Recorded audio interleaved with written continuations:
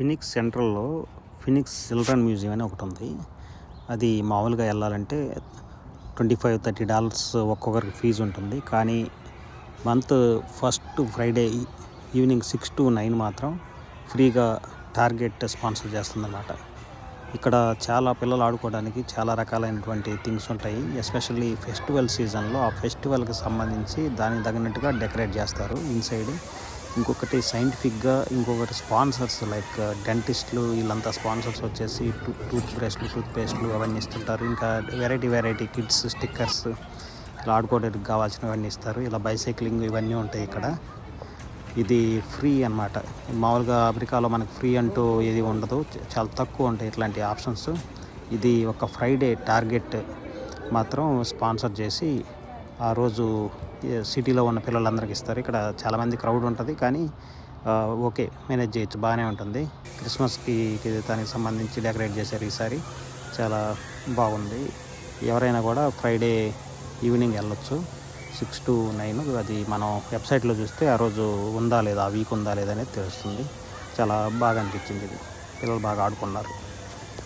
2023 mid వరకు ఒక full time కంపెనీకి చేసేవాడిని, ఇక్కడ లోకల్ కంపెనీకి. ఆ కంపెనీ ఒక 7 years అలా చేయడం వల్ల జాబ్ కొంచెం సాచురేటెడ్ అనిపించింది. అంటే సంథింగ్ లెర్నింగ్ ఏం లేదు అనిపించి, రోజు రొటీన్ అనిపించి బోర్ కొట్టి కంపెనీ మారదామని చెప్పేసి ట్రై చేస్తాం. ఒక సర్వీస్ కంపెనీ వచ్చింది. ఆ సర్వీస్ కంపెనీకి మారి, అది ఇండియన్ సర్వీస్ కంపెనీ.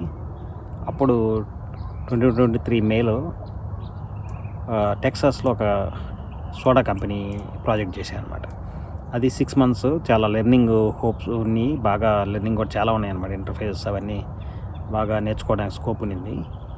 ఆ ప్రాజెక్టు అది 6 months అయ్యేసరికి ఏమైందంటే, నేను బాగా ఇన్వాల్వ్ అవుతున్న టైంలో, అంతకుముందు చాలా సంవత్సరాలు చేసి వెళ్ళిపోయిన వ్యక్తి వచ్చేసరికి నన్ను వేరే ప్రాజెక్ట్కి మూవ్ చేశారు. ఆ ప్రాజెక్ట్ నుంచి అతను తీసుకొని, అప్పుడు క్లయింట్ సైడ్ నుంచి కూడా ఇతను బాగా చేస్తాడని చెప్పినా కూడా అతనికి ఇంకొంచెం ఎక్కువ ఇంటర్ఫేస్ తెలిసి ఉండడం వల్ల, అంతకుముందు చేసిన దానివల్ల అతన్ని తీసుకున్నారు.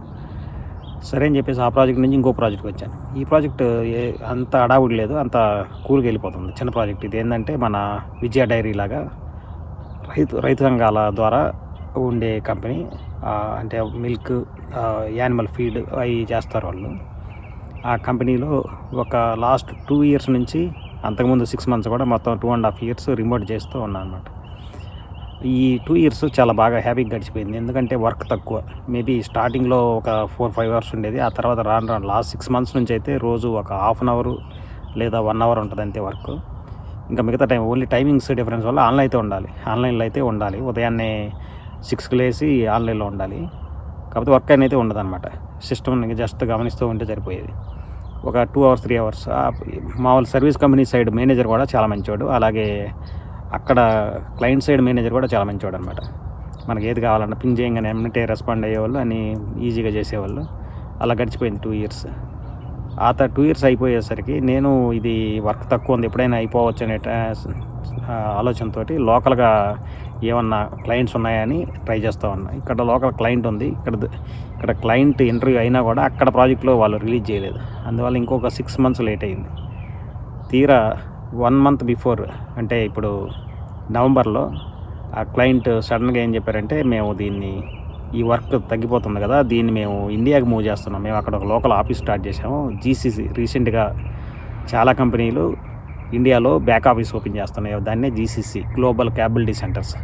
వీటిని వాళ్ళ ఓన్ ఎంప్లాయీస్ని రిక్రూట్ చేసుకుంటున్నారు అక్కడ అని చెప్పేసి నిన్ను రిలీజ్ చేస్తామని చెప్పారు అనమాట. సడన్గా ఇక, అంటే అంతకుముందు జనవరిలో ఇంటర్వ్యూ ఇచ్చిన కంపెనీకి మళ్ళీ ఒకసారి అడిగితే, మళ్ళీ వేకెన్సీ ఉంది, నువ్వు రావచ్చు అని మళ్ళీ ఇంకొక ఇంటర్వ్యూ తీసుకొని వాళ్ళు తీసుకున్నారు. ఈ ప్రాజెక్టు అమిటే దొరకడం వల్ల సరిపోయింది. కానీ లేకపోతే మళ్ళీ ఇంకెక్కడికైనా ట్రావెల్ చేయాల్సి రావచ్చు, లేదంటే రిమోట్ దొరికేదో లేదో కూడా తెలియదు. ఇది లోకల్లో దొరికింది. ఇది కూడా బాగా ఎక్కువ ప్రాసెస్లో ఎక్కువ లెర్నింగ్ ఉన్న ప్రాజెక్ట్. ఈ ప్రాజెక్ట్లో ఇప్పుడు ఒక 2-3-4 months ఎక్కువ ఫుల్గా కాన్సన్ట్రేట్ చేసి అవర్స్ 8 hours కంటే ఎక్కువ స్పెండ్ చేస్తే కానీ అవన్నీ ఒక అండర్స్టాండింగ్ రావు. ఎందుకంటే లాస్ట్ 2 years నుంచి తక్కువ వర్క్ ఉండడం కారణం అయితే, అంతకుముందు చేయని కొన్ని ప్రాసెస్లు ఇక్కడ ఇంటర్నల్ కంపెనీ రిలేటెడ్ ప్రాసెస్లు అవన్నీ నేర్చుకొని చేసే అవకాశం ఉంటుంది. ఇక మామూలుగా సర్వీస్ కంపెనీల్లో మనకు తెలిసిందే. ఇంతకుముందు నేను 2 years బ్యాక్ చేసిన అప్పుడు కూడా ఆఫ్ షోర్ ఆన్ సైట్ మోడల్లో ఉన్నప్పుడు చాలా నాగ్గా డీల్ చేయాల్సిన అవసరం ఉంటుంది. ఎవరు కూడా ఏదో సంథింగ్ వాళ్ళు రాకెట్ సైన్స్ తెలిసినట్టు ఎవరికి చెప్పడానికి కూడా ట్రై చేయరనమాట. ఆ సబ్జెక్ట్ వాళ్ళే ఇన్వెంట్ చేశారు, ఇంకెవరికి తెలియదు. వాళ్ళే దాన్ని ఇన్వెంట్ చేసి ఒక గూగుల్, మైక్రోసాఫ్ట్ లాగా ఫీల్ అయిపోతుంటారు. అట్లాంటి ఉన్న వాతావరణంలో ఇది నెట్టుకు రావడం కొంచెం కత్తి మీద సాము వంటిది. అదేదో ఈ కెరీర్ స్టార్టింగ్లో అయితే ఎలా కింద మీద పడవచ్చు, కానీ మనం ఒక 20 years వరకు ఎక్స్పీరియన్స్ వచ్చినప్పుడు అడ్జస్ట్ అయ్యి కొంచెం డీల్ చేయాల్సిన అవసరం ఉంది. దానివల్ల ఈ మధ్య వీడియోస్ కూడా వీక్లీ వీడియోస్ అవి చేయలేకపోతాం. ఎందువల్ల అంటే ఇప్పుడు ఈ న్యూస్ ఫాలో అవ్వాలి, ఎకానమీ, స్టాక్ మార్కెట్ అన్ని ఫాలో అయ్యి ఆ న్యూస్ని చేసేవాడిని. ఇంతకుముందు ఖాళీ ఉండేది కాబట్టి ఆ తర్వాత కుదరట్లేదు చేయడానికి. మళ్ళీ ఇంకెప్పుడో బాగా ఖాళీ దొరికినప్పుడు ట్రై చేస్తాను. ఈ ప్రాజెక్టు స్టార్ట్ అయింది కదా, ఇంకొక మేబీ 5 months తర్వాత చూద్దాం ఎలా వెళ్తుందో ఈ ప్రాజెక్ట్ ఎలా వెళ్తుంది అనేది మనం ఇంకొకసారి డిస్కస్ చేద్దాం. ఇది ఇప్పుడు ప్రస్తుతానికైతే జరుగుతుంది. Thank you.